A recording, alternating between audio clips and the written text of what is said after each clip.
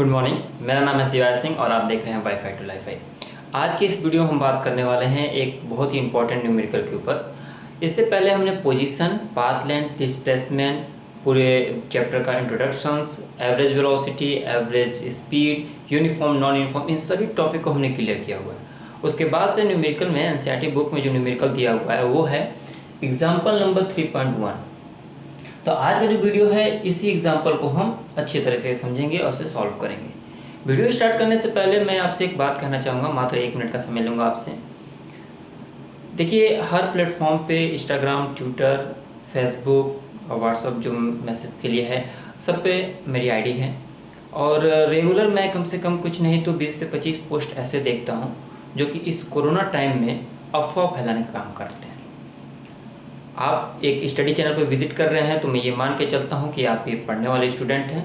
तो पढ़ने का मतलब ये नहीं कि आप बस केवल किताब की नॉलेज को ही लें, आप आसपास की जो अवेयरनेस है उसको भी फैलाने की कोशिश करें, लेकिन अफवाहों से दूर रहें। मैं रेगुलर देखता हूँ कि जितने भी लोग स्टोरी लगाते हैं या फिर स्टेटस लगाते हैं व्हाट्सएप पे, तो कोई भी फेक मैसेज हो गया उसे वो पोस्ट कर देते हैं और उनसे रिलेटेड जितने भी लोग हैं उसे स्क्रीनशॉट लेते हैं, उनसे कहते हैं कि मुझे दो, और वो अपना स्टेटस लगाते हैं और अपने फ्रेंड सर्कल में उसे फैलाते हैं।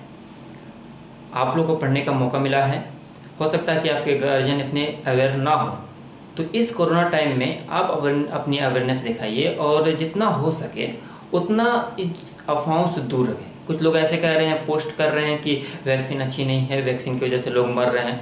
ऐसा कुछ नहीं है, इन अफवाहों से दूर रहिए पूरे 100%। और यदि आप या फिर आपके फैमिली में कोई 18+ है और आप रजिस्टर नहीं कर पाते हैं तो डिस्क्रिप्शन में मैं एक वीडियो का लिंक डाल दूंगा, उस बहुत शॉर्ट वीडियो है, आप फटाक से वहाँ से देखिएगा और जाके रजिस्टर कर लीजिएगा। ठीक है, कि जब आपको मौका मिले, आपके शहर में यदि वैक्सीनेशन हो तो आप पहले से लगवा लें। ठीक है, लेकिन एक चीज़ का ध्यान रखें कि अफवाहों से एकदम दूर रहें। ठीक है, आप अगर मान लीजिए कोई अगर चीज़, कोई स्टेटस या फिर कोई भी न्यूज़ देखते हैं और आपको लगता है कि नहीं ये थोड़ा सा डाउट लग रहा है, 1% का भी डाउट है, तो आप क्रोम पे जाइए, उसे सर्च करिए, वहाँ से बहुत बड़ी साइट्स हैं, सब अच्छी अच्छी साइट्स हैं जहाँ से आप अच्छे से उसे स्टडी कर सकते हैं। यूट्यूब अच्छे चैनल हैं जो कि आपको मेडिकल लाइन में बताएंगे, इन सभी चीज़ों से रिलेटेड आपको पूरी डिटेल में एक्सप्लेन करेंगे। ठीक है, तो इससे क्या होगा कि आपकी नॉलेज में भी गेन होगा और साथ ही साथ आप अफवाहों से दूर रहेंगे और आप अपने फैमिली, अपने फ्रेंड और आपके आसपास जितना हो सके आप उसको सपोर्ट कर पाएंगे, अवेयर कर पाएंगे और अफवाहों से दूर करके आप इस कोरोना टाइम में हमारे देश को आगे ले जाने का काम करेंगे। तो बस इतनी सी बात है कि आप अफवाहों से दूर रहें, फैक्ट को समझें, अच्छा पढ़ें, अच्छा सीखें। ठीक है, चलिए शुरू करते हैं हम एग्जाम्पल 3.1। क्या कहा गया है? A car is moving along straight line से OP इन फिगर 3.1। देखिए 3.1 फिगर जो बता रहा है वो एनसीईआरटी बुक का जो फिगर है 3.1 फिगर, इसी फिगर को मैंने यहाँ पे ड्रॉ किया हुआ है। ठीक है, क्या कह रहा है कि एक कार है जो कि एक स्ट्रेट लाइन में मूव कर रही है और वो जो स्ट्रेट लाइन है वो क्या है? OP है। क्या है? OP। ठीक है, दिख रहा है आपको? OP। अगला क्या है कि it move from O to P in 18 second, यानी कार जो है वो पॉइंट O से P के जो डिस्टेंस कवर कर रही है वो 18 सेकेंड समय लगा रही है, यानी O से P जाने में कितना समय ले रही है? 18 सेकेंड ले रही है। ठीक है, आगे क्या कह रहा है? Return from P to Q in 6 second. ठीक है, 6.0 सेकेंड लिखा है, यानी 6 second. Return from P to Q, यानी पॉइंट P से जब वो Q रिटर्न हो रहा है तो कितना समय ले रहा है? 6 सेकेंड ले रहा है। ये सब गिवन पोर्शन है। ठीक है, हमें फाइंड क्या करना है? What are the average velocity and average speed, मैंने यहाँ पे शॉर्ट में लिखा हुआ है average of the car in going, पहला question, from O to P, यानी O से P तक जाने में एवरेज वेलोसिटी क्या होगी और एवरेज स्पीड क्या होगी, ये फाइंड करना है पहले पार्ट में। सेकंड में फाइंड करना है फ्रॉम O to P, यानी O से P तक एंड बैक टू Q, और Q तक आने में एवरेज वेलोसिटी क्या होगी और एवरेज स्पीड क्या होगी, ये दोनों में फाइंड करना है। आई होप आप क्वेश्चन समझ गए होंगे, बहुत सिंपल सा क्वेश्चन है। चलिए अब हम पहले पार्ट को सॉल्व करते हैं। यहाँ पर मैं लिख देता हूँ छोटे में सॉल्यूशन। ठीक है, पहला क्या निकालना है हमें? पहले में निकालना है average velocity, average speed from O to P। तो पहले हम निकालते हैं एवरेज वेलोसिटी। ठीक है, मैं एवरेज वेलोसिटी फार्मूला हमने क्या पढ़ा था displacement bye total time taken, या टाइम इंटरवल भी आप लिख सकते हैं, ठीक है।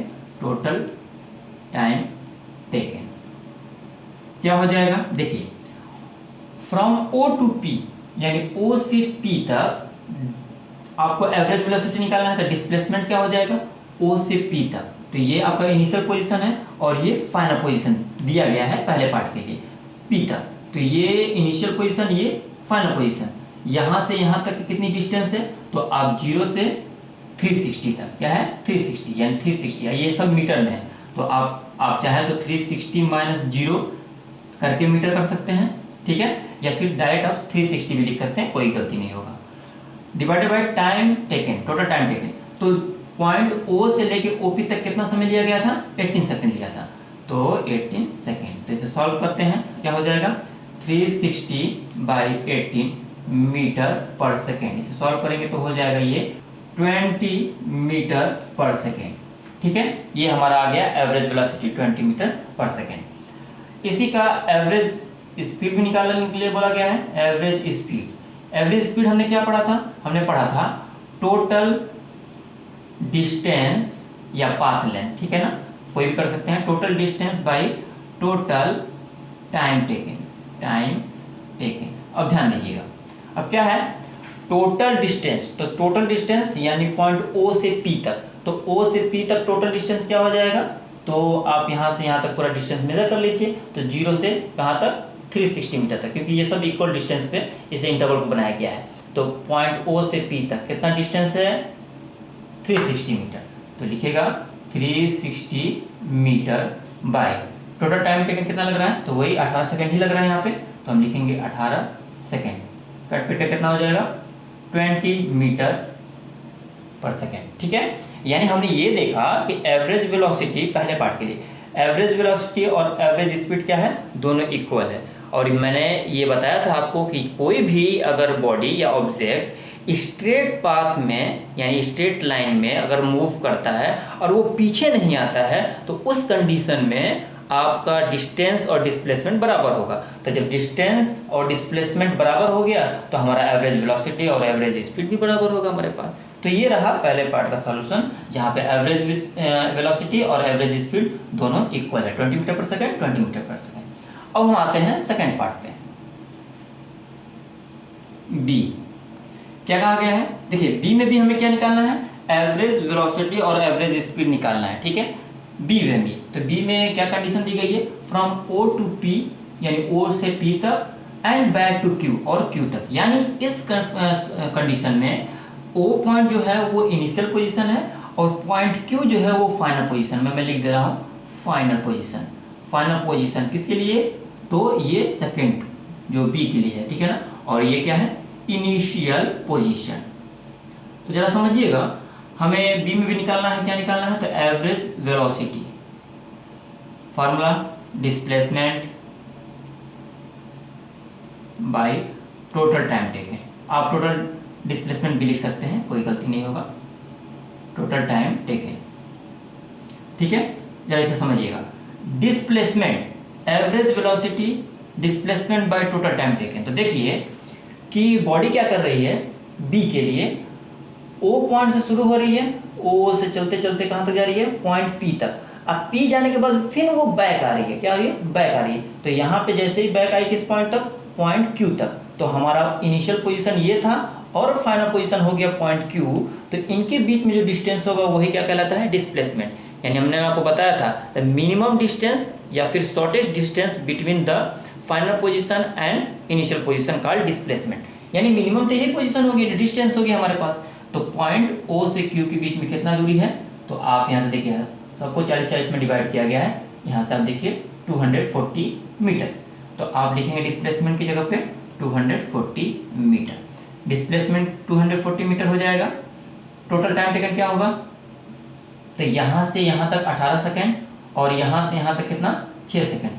टोटल अगर ऐड कर देंगे तो कितना हो जाएगा आपका 24 सेकेंड, ठीक है। आप इसे सॉल्व कीजिए, कितना आ जाएगा 10 मीटर पर सेकेंड। डिस्प्लेसमेंट का सीधा सीधा मतलब है कि फाइनल पोजीशन और इनिशियल पोजीशन में जो मिनिमम डिस्टेंस है। तो बॉडी यहाँ से यहाँ तक गई, फिर रिटर्न हुई पॉइंट क्यू तक। This one is initial position, this one is final position. इनके बीच में डिस्टेंस कितना है? तो 240 मीटर।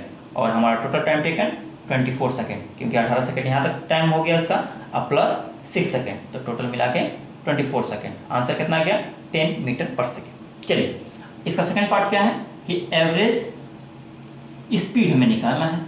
तो एवरेज स्पीड होगा formula total distance by total time taken. मैं फार्मूला बार बार इसलिए लिख रहा हूं ताकि आपको इसी टाइम फार्मूला पूरा याद आ जाए। न्यूमेरिकल लगाने का यही फायदा होता है, ठीक है। तो टोटल डिस्टेंस कितना होगा, ध्यान दीजिएगा। बॉडी पॉइंट ओ से शुरू हुई और ये इसने कवर कितना किया?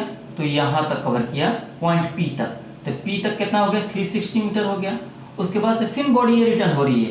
तो रिटर्न हो रही है तो देखिए, ये जो एक एक कॉलम बनाया गया है, ये 40-40 का कॉलम है, 40-40 मीटर का ये डिस्टेंस है। तो ये 40, ये 40, ये 40, यानी टोटल कितना हो गया आपका यहाँ से यहाँ तक? 120 मीटर हो गया, 120 मीटर हो गया, ठीक है ना। तो 120 मीटर ये हो गया, और यहाँ से यहाँ तक कितना था? 360। तो आप ऐड कर दीजिए, यानी टोटल डिस्टेंस जो होगा वो आप लिख सकते हैं OP प्लस PQ लिख सकते हैं, divided by total time taken कितना है।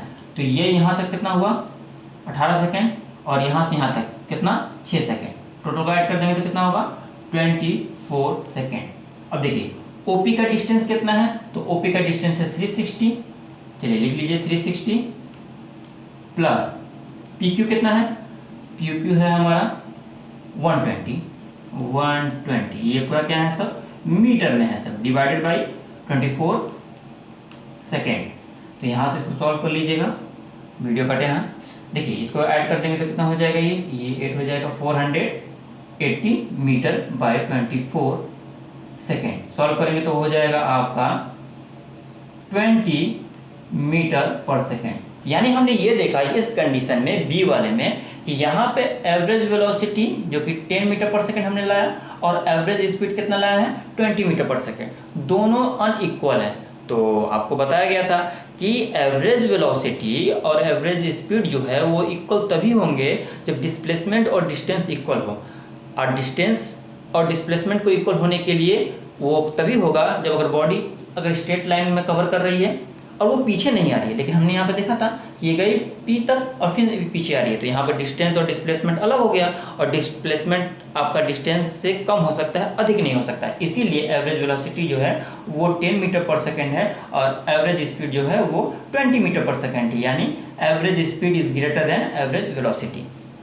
मोस्टली केसेस में एवरेज स्पीड जो होती है वो एवरेज वेलोसिटी से ज़्यादा ही होती है, ठीक है ना। जब कुछ कंडीशन आती हैं जहाँ पर डिस्टेंस और डिस्प्लेसमेंट बराबर हो जाता है और हमारा एवरेज स्पीड और एवरेज वेलोसिटी भी बराबर हो जाता है। तो आई होप ये आपको न्यूमेरिकल समझ आया होगा। नेक्स्ट क्लास में हम अगले टॉपिक के ऊपर बात करेंगे इंस्टेंटेनियस, ठीक है।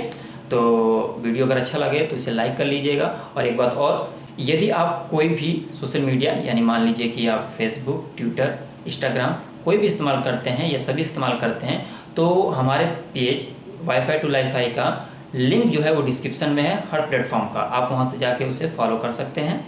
इस चैनल पर नए हैं तो प्लीज़ सब्सक्राइब कर लीजिएगा, वीडियो अच्छा लगे तो लाइक कर लीजिएगा, कुछ डाउट हो तो कमेंट कीजिएगा, या फिर अपना कुछ सुझाव देना हो तब भी कीजिएगा। मिलेंगे नेक्स्ट क्लास में, तब तक आप अपने और अपने परिवार और अपने समाज में अवेयरनेस बढ़ाइए, अच्छा अवेयरनेस, ठीक है, और अपने फैमिली का और खुद का भी ध्यान रखिए। मिलते हैं नेक्स्ट वीडियो में। Thanks for watching.